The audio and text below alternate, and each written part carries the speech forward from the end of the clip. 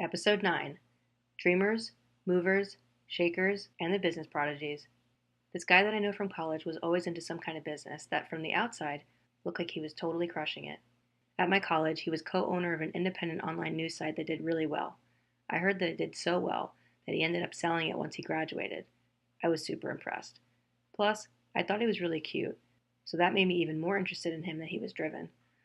One day after college, I ran into him at a fish store where I was planning an aquaparel video shoot. We caught up for a bit, and he told me about the sale of his website. What's next? I asked, eagerly waiting to hear his next brilliant plan. Eh, I think I'll just get a job now, he said.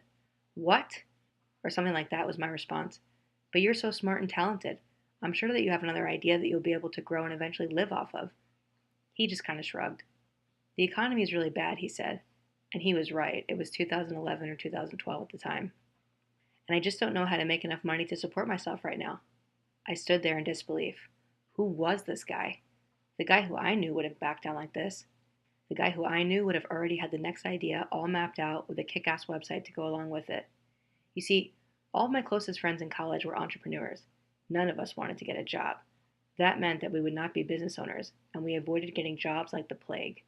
We all had businesses that we needed to keep working on, and a job would mean the end of that, or so we thought. All the companies that we owned were making money, just not enough to fully support ourselves. We just needed more time, we thought. The news site guy was a friend of a friend, and he was in the actual business owners group of friends. Let me explain. The hierarchy of aspiring entrepreneurs at my college looked something like this: the dreamers. They had no actual business ideas that could feasibly work, but they had some really out there ideas that were fun to talk about. During our hangout sessions on Fridays and Saturdays, we would all sit around and talk about their ideas. Their ideas were almost always from left field, but because they were so charismatic, everyone rooted for them anyway. Plus, I think we all really thought that they would make it just based on that. Oh boy, were we wrong. None of them had jobs, nor had they ever really, so they lacked the discipline of hard work to actually see the ideas through. That, along with their unwillingness to assume risk, their ideas never came to fruition, and to this day, none of them are business owners, but they are excellent contributions to the organizations that they work for in very high up positions. The movers and shakers, the less charismatic, more work into the wee hours of the night and actually have a tangible business that produced money group. This was my group of friends. Just to give you an idea, I used to bring my laptop to class and work on paid freelancer jobs that I had for website clients. My theory was that I just needed to graduate from college and get the degree. Getting A's and overachieving in school was never really my thing anyway. So I listened to my professors and took notes in class while I finished my paid work. I would code everything in Dreamweaver and then upload it once I got home and had a good Wi-Fi signal. We had Wi-Fi in school, but it was not very good. Any opportunity that I had, I worked on my businesses and my business ideas.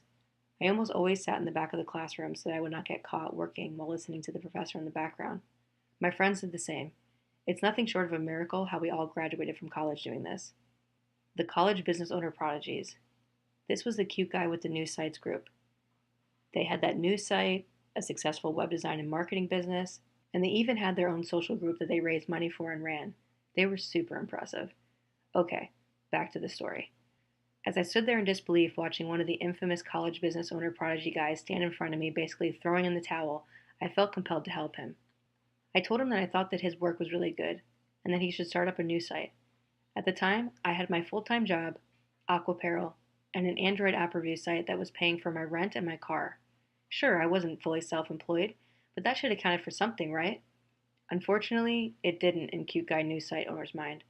And then he said something that I will never forget.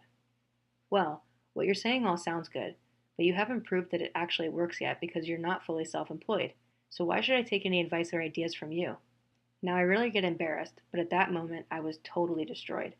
I don't remember what I said after that, but I remember having to defend myself and just feeling pretty awful from that point on until about a week or so later.